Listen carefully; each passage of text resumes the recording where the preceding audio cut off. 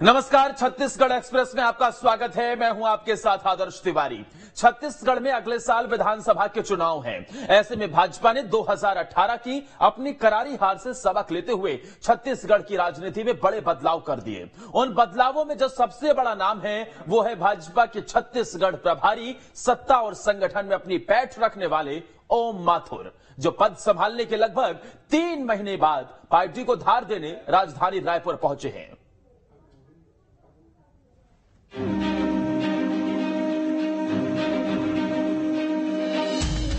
छत्तीसगढ़ में अगले साल विधानसभा चुनाव है और इस सियासी रण में पार्टी की विजय पताका फहराने की जिम्मेदारी बीजेपी ने अपने दिग्गज नेता ओम माथुर को दी है, जो प्रदेश में संगठन से लेकर नेताओं के बीच तालमेल बिठाने का काम करेंगे। ओम माथुर पर पार्टी ने भरोसा यूं ही नहीं किया है। माथुर संघ के प्रचारक भी रह चुके हैं। इसी के साथ गुजरात, उत्तर प्रदेश और महाराष्ट्र के प्रभारी भी रह चुके हैं। ओम माथुर को छत्तीसगढ़ का प्रभारी बनाकर बीजेपी ने रणनीतिक रूप से एक बड़ी चाल चली है। पार्टी को उम्मीद है कि संगठन को मजबूत करने में माहिर ओम माथुर अगले साल होने वाले विधानसभा चुनाव में बीजेपी के लिए फायदेमंद साबित हो सकते हैं। और इसकी झलक तब देखने को मिली जब छत्तीसगढ़ की धरती पर पहुंचते ही ओम माथुर ने कह दिया कि छत्तीसगढ़ हमारे लिए कोई चुनौती नहीं है। मेरे सामने ऐसी बहुत चुनौतियां हैं। ये आपने 2016-17 का उत्तर प्रदेश भी देखा होगा, इसलिए मैं छत्तीसगढ़ को कोई चुनौती नहीं मानता। निश्चित रूप से आने वाला समय छत्तीसगढ़ के भारतीय जनता पार्टी का होगा। बीजेपी की केंद्रीय चुनाव समिति के सदस्य, चुनावी रणनीतिकार और राजस्थान प्रदेश कोर कमेटी के सदस्य ओम माथुर संघ के साथ साथ मोदी और शाह की भी पहली पसंद हैं। यही वजह है कि छत्तीसगढ़ में अपनी सबसे खराब स्थिति से जूझ रही भाजपा ने ये कमान माथुर के हाथों में सौंपी है।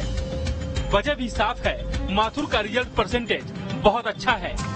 छत्तीसगढ़ भाजपा की मौजूदा स्थिति में हिंदी बेल्ट के माथुर कारगर साबित हो सकते हैं, क्योंकि कुछ नेता डर से तो कुछ तालमेल बनाकर माथुर के साथ काम करना चाहेंगे। वजह साफ है, केंद्रीय नेतृत्व से उनकी नजदीकी। तभी वो कहते हैं बड़ी बड़ी चुनौती हमने देखी है, यहाँ कोई चुनौती नहीं है। यूपी, गुजरात को लेकर चुनौती कहा जाता था, लेकिन वहाँ भी हमने करके दिखाया। भारतीय जनता पार्टी हर चुनाव को चुनौती मान के चलती है और इसलिए भारतीय जनता पार्टी का छोटा हो या बड़ा हो चुनाव और हर जगह चुनौती।